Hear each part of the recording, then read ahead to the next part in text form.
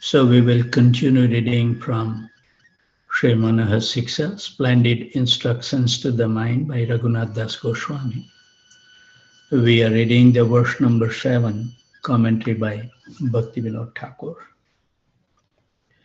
In Srimad Bhagavatam 3:7, 19 and 20, it's further stated that by serving the feet of the spiritual master, one is enabled to develop transcendental ecstasy in the service of the personality of Godhead, who is the unchangeable enemy of the Madhu demon and whose service vanquishes one's material distress.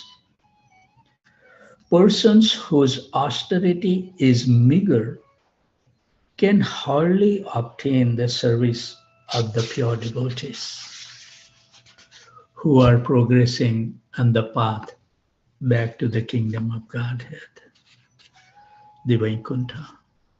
Pure devotees engage 100% in glorifying the Supreme Lord, who is the Lord of the demigods and the controller of all living entities.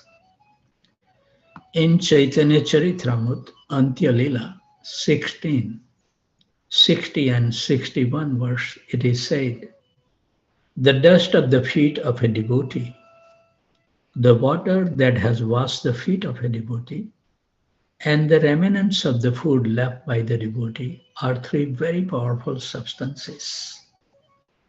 By rendering service to these three, one attains the supreme goal of aesthetic love for Krishna. In all revealed scripture, this is loudly declared again and again. And there is also the fourth one, was to get the embrace from the devotees or the hug from the devotees. This is also very powerful. So Rupa Goswami says in the Bhakti Rasamrita Sindhu 1:2-19 as follows.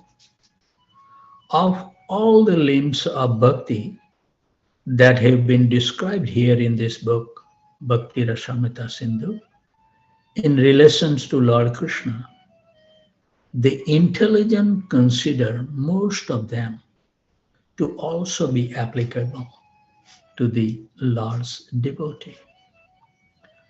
Srila Rupa Goswami describes how Bhava Bhakti manifests by the association with pure devotees in Bhakti Rasamrita Sindhu 1:2-241 as follows.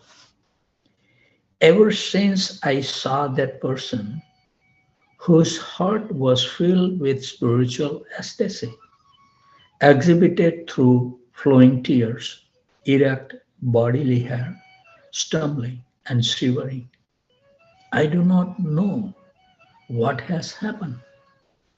My mind simply refuses to take interest anymore in household affairs. So now there are some picture has been given. The devotees are embracing each other. That is very purifying.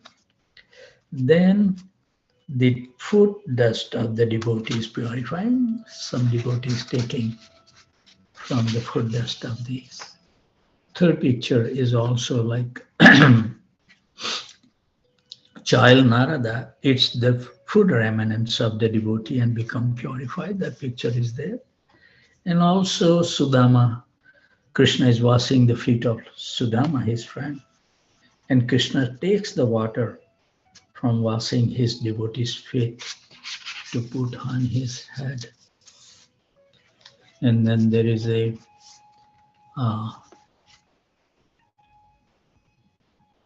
couple running away from the heart of the devotees, that deceitfulness. By spiritual potency flows from the heart of a great devotee into one's heart if he satisfies some pure devotees. So I think there is a long still. I think let's finish this one more and then we will read these different commentaries from our present acharyas. So in this seventh verse, Bhaktivinoda Thakur says that once deceit is cast away, a living being's heart becomes blessed and one enters the city of sacred love. Therefore, take great care to keep pretense far away from you when try to acquire the jewels of love. Wonderful. I am gonna share with Manoj Prabhu's request one of more uh, what you call the realization by doing the gardening that is pretty much fall into this. Please remind me. Listen, O mind, to the secret words. As long as my audacious desire for fame in a form of a fallen low class, dog eating woman shall remain within my heart. Her paramour, deceit, will not stop holding sway over my mind. To cast away the dog eater, hold on to the feet of a beloved devotees of the Master very carefully and render a lot of service.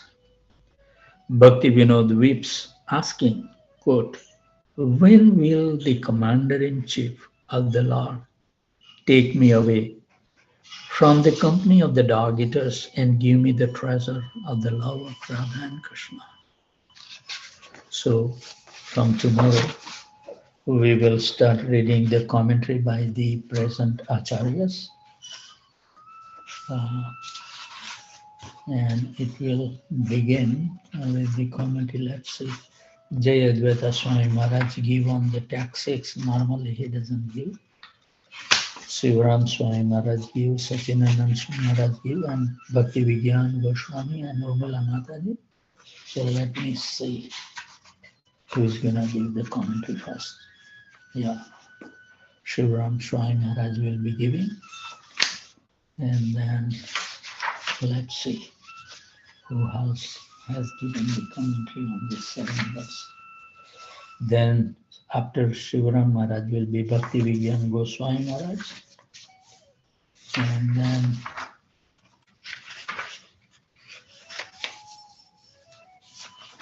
I think it will come Urmila Mataji, I guess.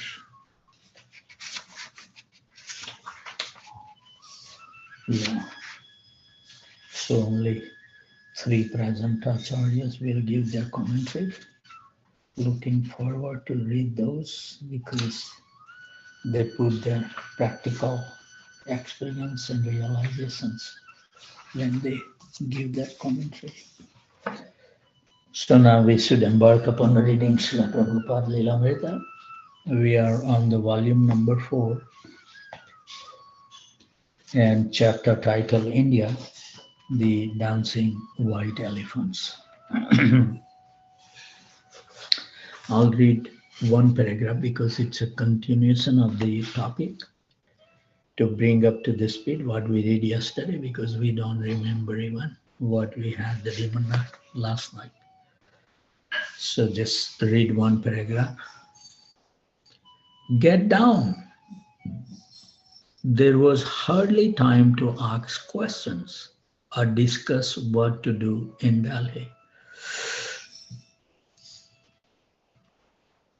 The train would be leaving immediately. Gurudas said he would stay, but he would need help. He and Prabhupada agreed on a team. Yamuna, Gurudas' wife, Giriraj, Durlabh, Brush and Gopal. Gurudas ran to tell his wife and the brahmacharis this news. Prabhupada will tell, get down and start opening the center. The devotees, now we continue reading this. The devotees had little trouble picking up their light bags and getting off the train. But they felt sad to be leaving Srila Prabhupada. As the train pulled away, they offered obeisances outside Prabhupada's window and waved to him, praying for his mercy. This was an austerity, perhaps a tiny drop of what Prabhupada had gone through when he had first arrived in America. So, what to speak of us? We cannot even maintain our sadhana. So, this is a different topic. We are going to start on Bombay, November 1970.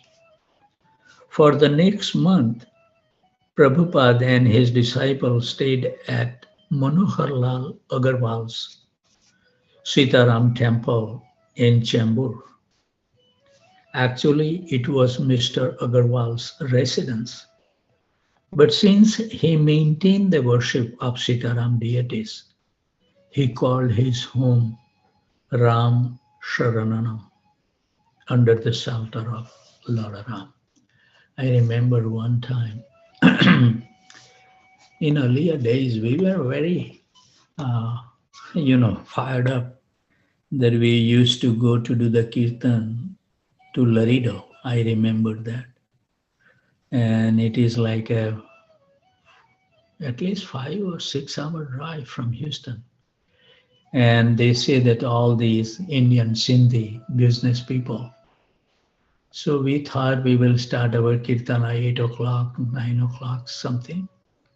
But when we reached there, the host told me that these are all business people.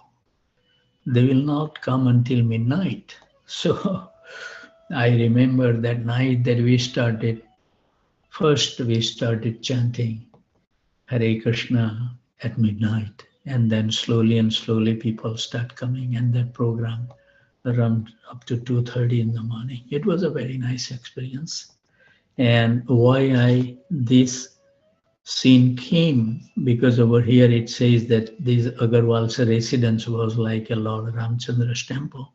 So the host who hold that program for us in Laredo, his house, he had a huge room like a temple room.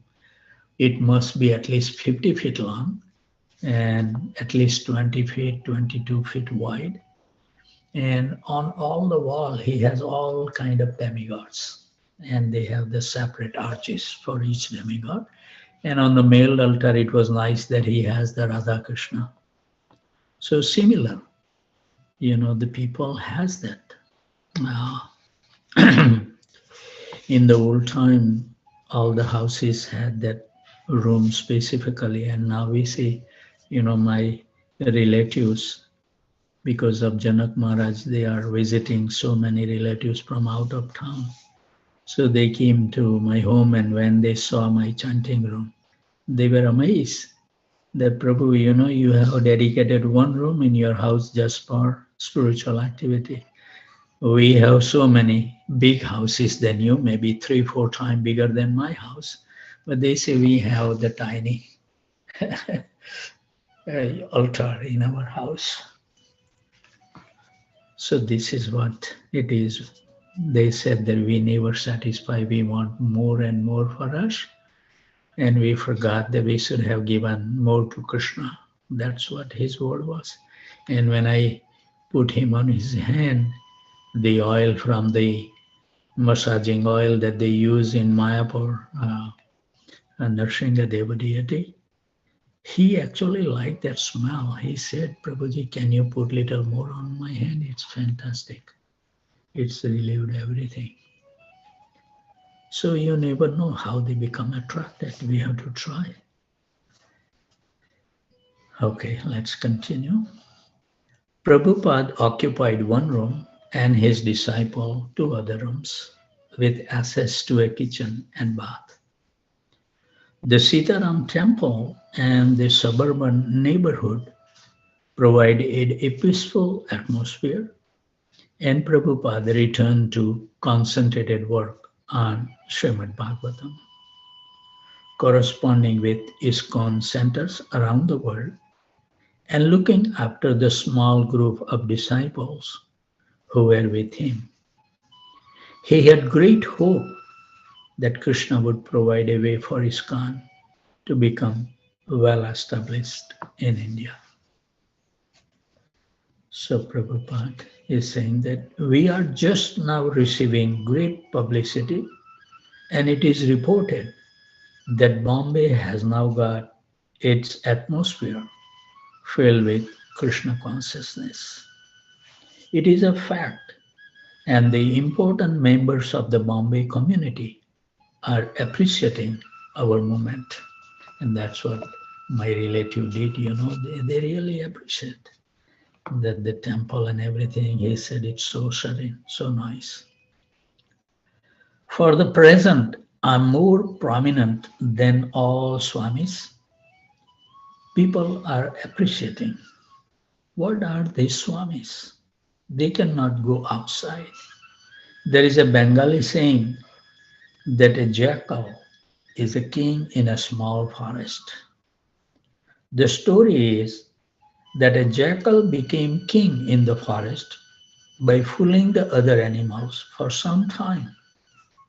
But he remained always a jackal, and his ruse was at last exposed.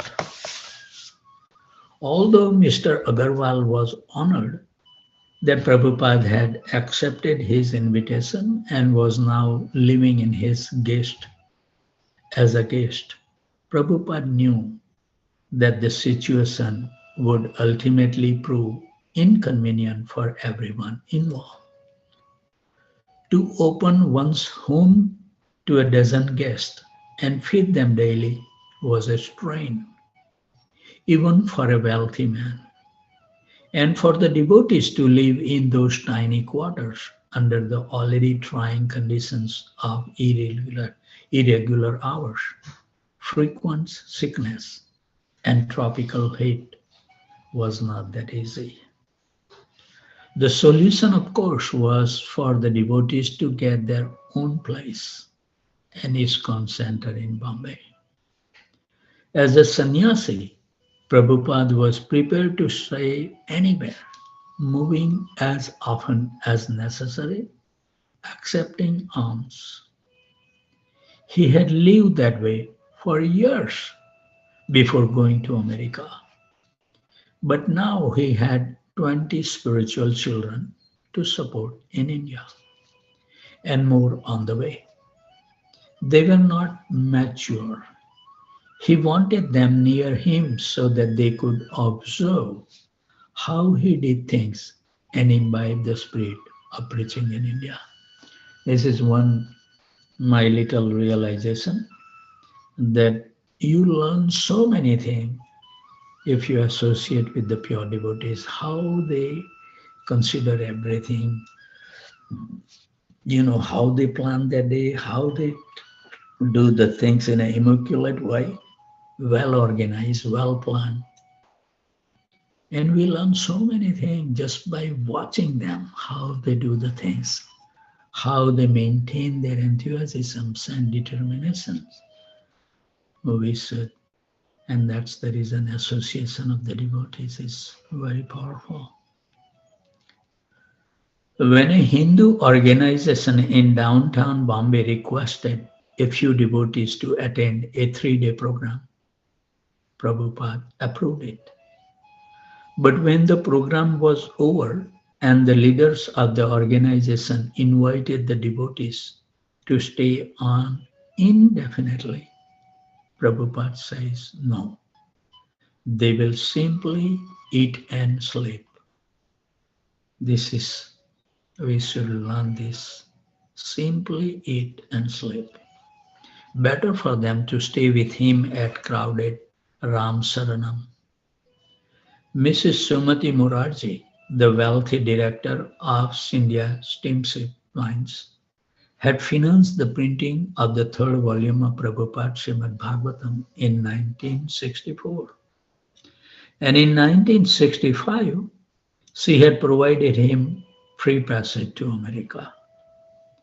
Now, she invited Prabhupada to speak at Scindia House near Juhu Beach. Seated on stage, Prabhupada and Sumati Morarji reminisced celebrating Prabhupada's success. Quote, I did not think you would come back alive, Mrs. Morarji said. But I so much pleased to see you. No longer was Prabhupada the poor sadhu Mrs. Morarji had met 6 years ago. He was a success, and Sumati Morarji and her staff and friends were happy to hear about the Krishna consciousness movement in the West. So before Prabhupada's lecture, Tamal Krishna formally introduced him to the audience. Quote, Srila Prabhupada left for the West 5 years ago from this city. He had almost no money. He went to New York, where he chanted Hare Krishna in a park underneath a tree. Soon he opened a temple where he continued his chanting and held classes on Vedic philosophy. Many people came, and gradually he opened new centers, San Francisco, Montreal, Boston, and so on. Now he has many devotees and over 40 temples. In each temple, there is a full-scale program of Sankirtan, deity worship, and prasadam distribution. India has sent many ambassadors and ministers to the West, but none of them can say that he made the American give up eating meat, fish, and eggs and got them to chant Hare Krishna. Everyone is indebted to Srila Prabhupada because he came to relieve the suffering of the fallen souls, unquote. So then Prabhupada sang 3 verses from the Brahma Samhita and invited the audience to join in the chorus. Govindam Adi Purusham Taham Tam Aham Bhajami. After speaking for half an hour, he accepted prasadam with Sumati Morarji and honored guests and dignitaries. He met Dr. Sri Bali and his wife, the famous dancer and movie actress Vaijantimala. He spoke only briefly with them, and they became life members of ISKCON.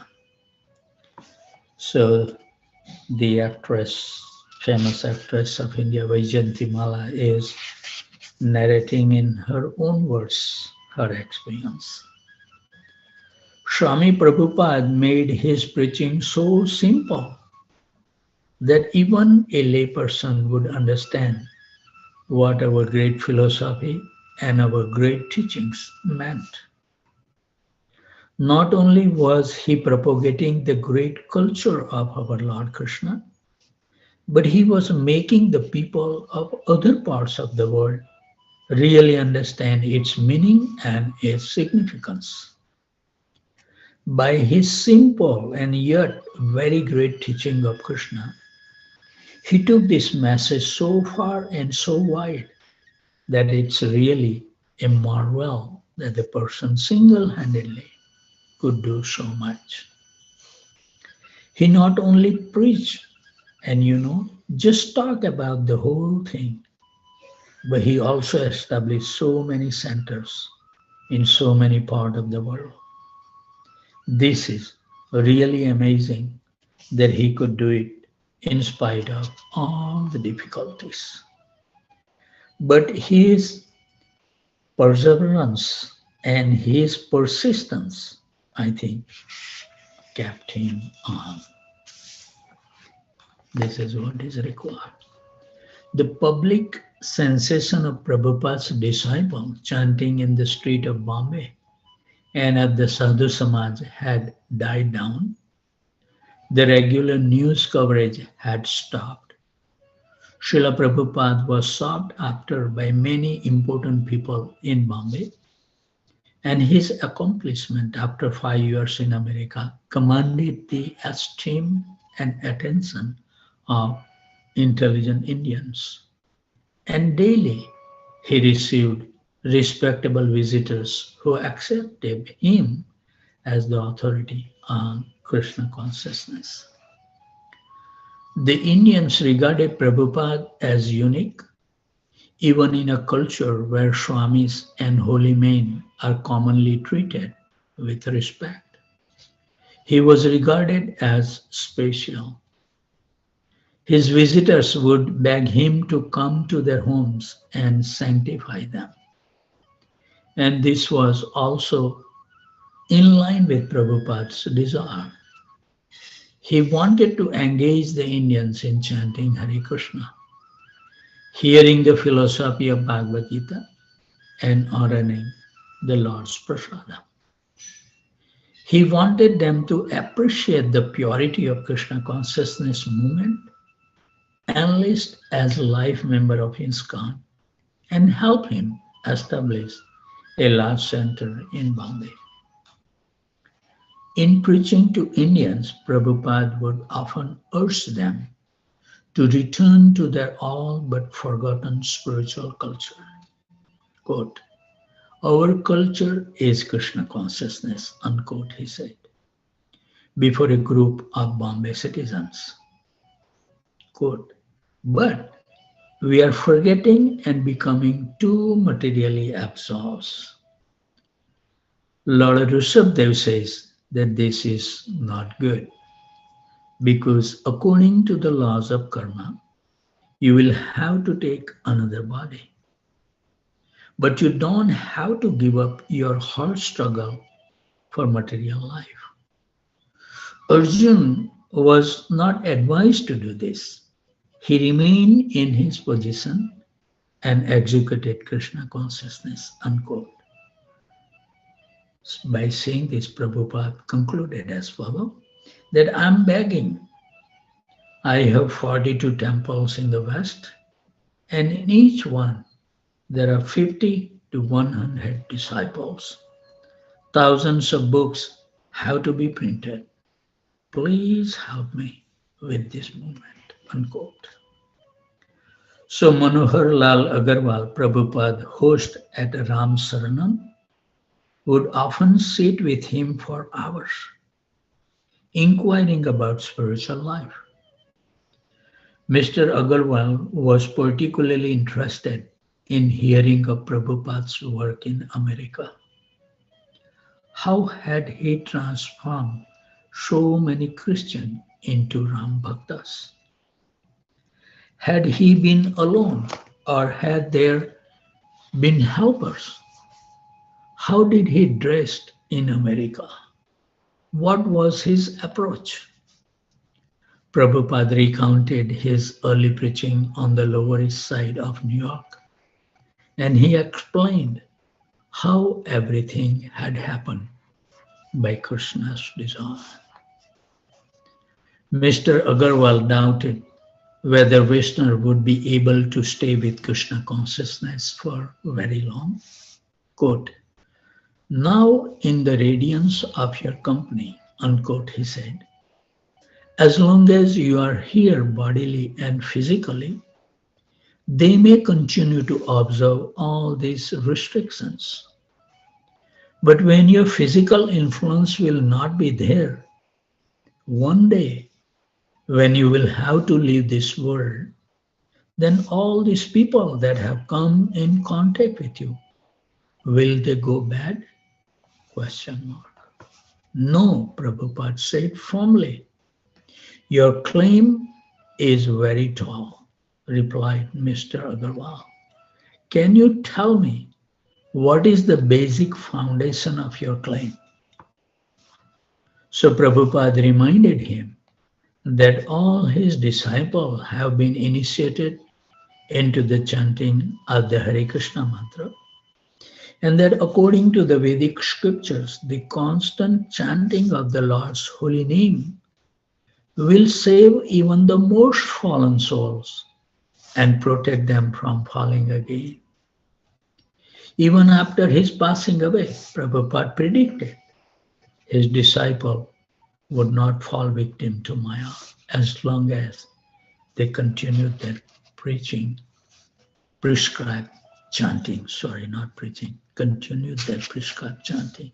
So we see how much Prabhupada has given the importance for chanting the Hare Krishna Mahamantra. So one day, Mr. Agarwal asked how long Prabhupada and his disciple were planning to stay. So Prabhupada said that he was very happy staying where he was, but would try to find a new place immediately. Mr. Agarwal insisted that he had no intentions of asking Prabhupada to leave. His home belonged to Prabhupada, not to himself, and he begged him to kindly continue to stay. So Prabhupada said this reminded him of an incident from the Chaitanya Charitamrita. And he told a story about Haridas Thakur, the great devotee of Lord Chaitanya. Haridas Thakur used to live alone in a cave where he chanted Hare Krishna day and night. Many pilgrims would visit him, but when they learned that a python was also living within the cave, they become afraid. Although Haridas Thakur was satisfied with his cave, he didn't want to inconvenience his visitors. So he said he would leave the cave that very day and not return again. Yet, even as he spoke, the huge python came winding out from the back of the cave into the presence of all. Passing near Haridas Thakur, the snake bowed his head to the ground and slithered away. The super soul within the heart of the python had impelled him to leave the cave so that Haridas Thakur could remain there nicely. So Prabhupada laughed as he told the story. Agarwalji, he said, you have said the same thing. You have said that you will go away and that we will stay. But no, we will go. We will go. So I think 6:54, a perfect time that we end this chapter. We will be embarking on chapter 5, titled A Lot of Ground to be Covered. We will start. Today is Friday, so from Monday we will start reading. Saturday, tomorrow we will all take a turn to chant the holy name. So before the devotees leave, I think today there shouldn't be any problem because nobody has to go to work. But we become sometimes so used to our routine, We never wants to change. Oh, this is the time I always live. So this is a worse situation. Like I was telling in the morning, that so many times we join late, right? We have so many excuses one by one. But when he were off, we never think, let me get up early, I can take a rest during the afternoon, but let me join 1 hour early today at least. But we don't do that. This is something that need to be engraved in our heart.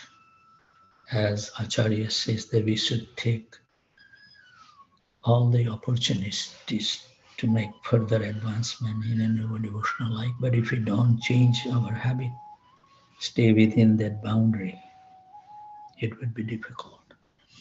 So I think before the devotees leave, I would like to offer my humble obeisances at the dusk of these wonderful Vaishnavas and Vaishnavas who try to join every morning and giving their support to all of us. Without them, we wouldn't be here.